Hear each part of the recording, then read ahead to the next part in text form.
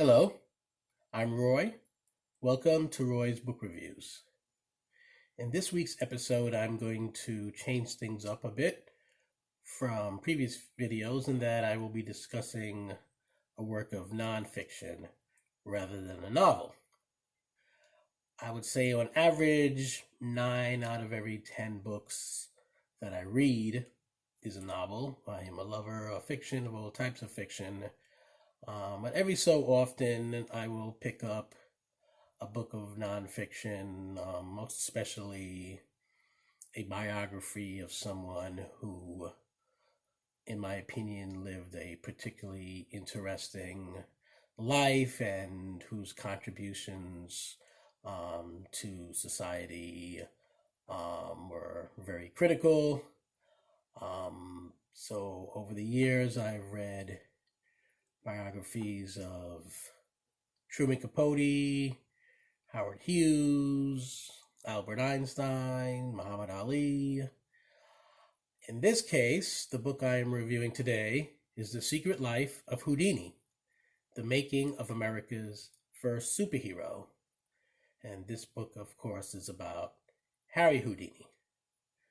The first thing I'm going to say, just to get it out of the way, is that I found the writing of this book to be a little bit dry for my taste. Just a little bit too repetitive. There were a lot of things described basically over and over and over again. I mean, they may have been different incidents, but they were very similar in nature.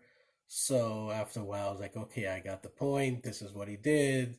These are the types of activities he participated in. I don't need to read about every single one of them to get the general idea. Maybe I'm being a little bit too harsh, but I'm here to give my honest opinions, so that is what I'm going to do. The subject matter was very interesting, more interesting than I thought it was going to be. I knew of Harry Houdini primarily, pretty much exclusively, as an escape artist, magician, illusionist, someone who was a great entertainer and went around the world, dazzling people with the tricks that he did, with the way that he was able to escape from all manner of contraptions. Turns out that is only part of the legacy of Harry Houdini. So this book, The Secret Life of Houdini, the Making of America's First Superhero by William Kalush and Larry Sloman.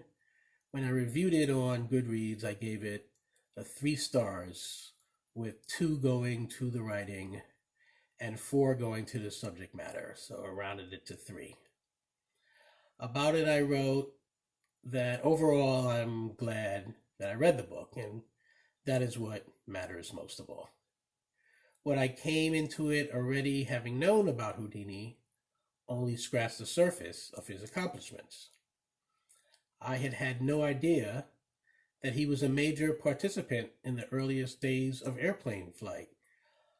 As one example, until reading this book, usually when you read about airplane flight in the earliest days, you have the Wright brothers, you have Amelia Earhart, Howard Hughes, who I just mentioned as one of the people who I read a biography of. Harry Houdini was also instrumental in improving the flight times of planes. It was very experimental and kind of Wild West atmosphere in the early days of flight, because they really had no idea how long they were going to be able to keep these things up in the air. Harry Houdini, being a very brave, daring person who threw caution to the wind and threw his safety up to chance quite willingly, participated in many flights and held records for longest amount of time a plane stayed up in the air. So that is one of the things that he has on his resume, besides, of course, being a master illusionist. It also turns out that he was a spy for the U.S. government, which is something I learned reading the jacket copy of this book, and then, of course, went into much more detail in reading it. And because of his position as a celebrity and as a world traveler who was going all over the place, he was able to meet with heads of state of various countries in Europe and able to get information that other people would not be in place to learn. So there was another thing about Harry Houdini that I had no idea about. Makes him a very interesting person, very useful person in our history. He also went on to become a Hollywood star.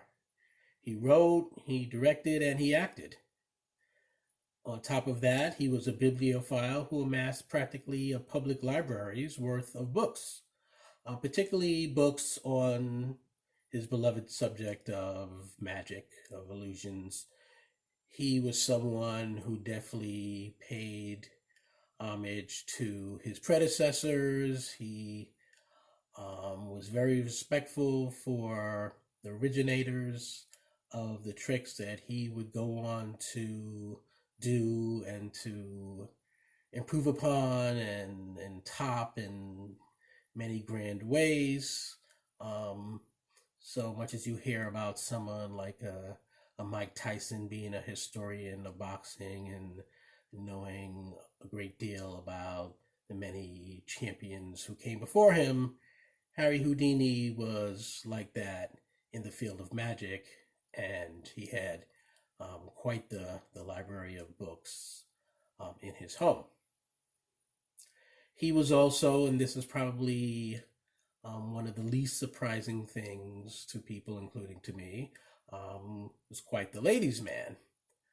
And that's what you get when you have someone who is famous and is a world traveler and has plenty and is, goes Hollywood, and there's plenty of opportunities to meet many admirers, and he did not resist the temptation.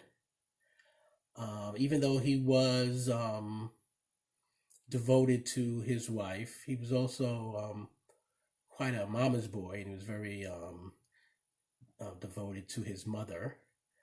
He was devoted to his wife as well, but that did not mean he did not stray from his marriage from time to time. He was not nearly as successful as keeping his dalliances secret from his wife as he was at breaking free from handcuffs and chains and all sorts of things that were used to try to hold him captive, but somehow managed to fail. The subject matter of this biography is juicy, as I said.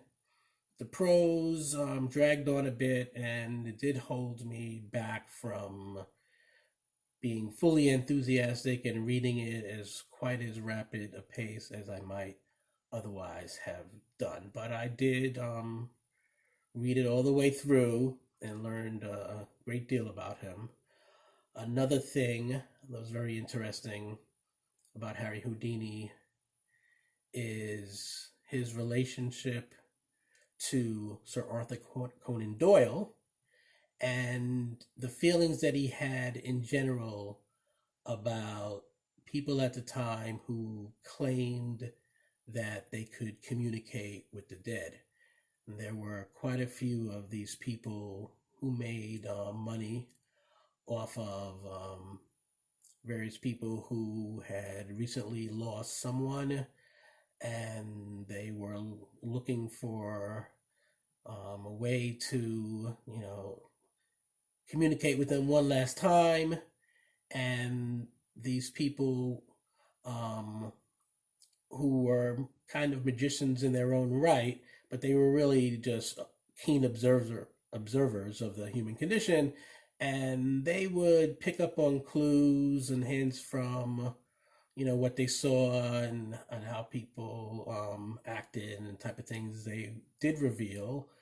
And they would make it seem as if they were talking to someone who had died. And they would say things that the mourner would be like, oh my goodness, he really must be talking to them, because how else would you have known this? That's the type of thing they would have said. That's the type of thing they would have known. It must be true. Yes, we will pay you more money to do this again and again. Harry Houdini had this ability himself, and this is why he knew that these people were con artists and preying on people who were, in a very sad state of their lives, because they were, devastated over the loss of someone and trying to cling on to their memory. And Harry Houdini, even though he was the master of tricking people and of making money off of it, he did not think doing it in such a manner, messing with people's emotions, was a really cool thing to do. He thought it was rather cruel, and so he went out of his way to expose these people as often as he could, and he made some enemies by doing that.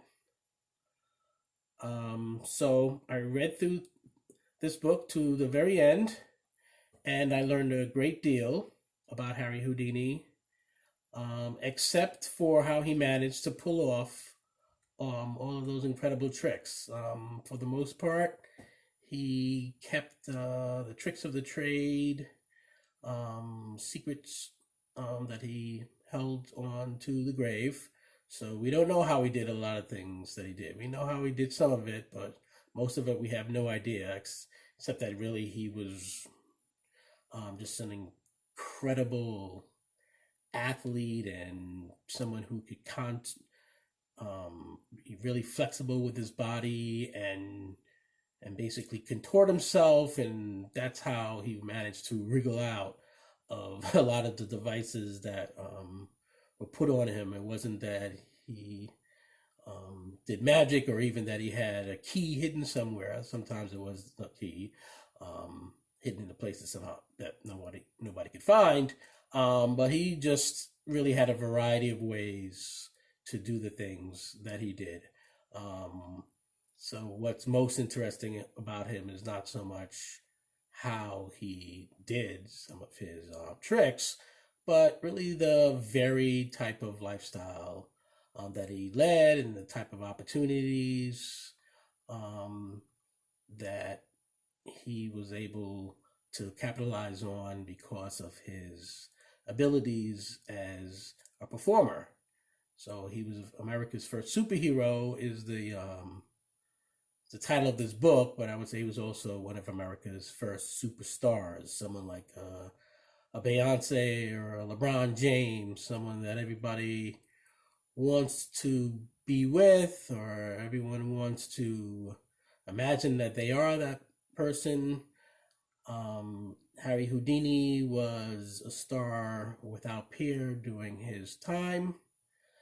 The gold standard of mystifying entertainment. I'm glad to have learned a great deal about him.